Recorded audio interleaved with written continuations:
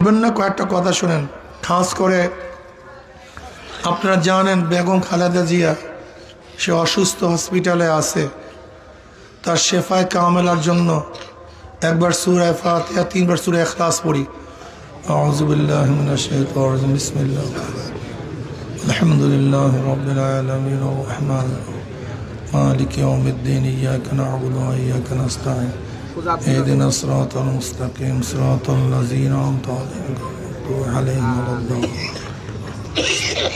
قل هو الله احد الله الصمد لم يلد ولم يولد.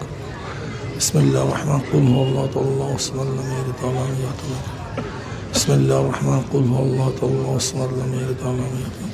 দোয়া আছে। আর খাস করে বেগম খালেদা জিয়ার জন্য আমরা সবাই দোয়া করি, আল্লাহুম্মা আমিন। আল্লাহ বেগম খালেদা জিয়ার শরীরকে পরিপূর্ণ আপনি সুস্থ করে দেন।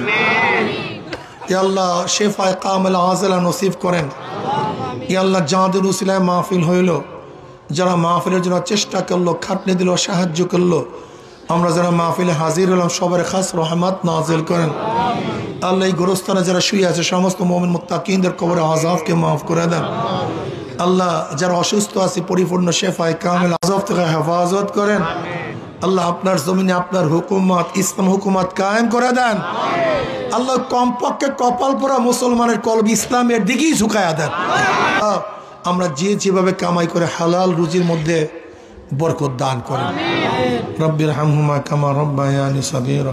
সুবহান রাব্বিকা রব্বিল ইজ্জাতি আম্মা ইয়াসিফুন, সালামুন আলাল মুরসালিন, আলহামদুলিল্লাহি রাব্বিল আলামিন।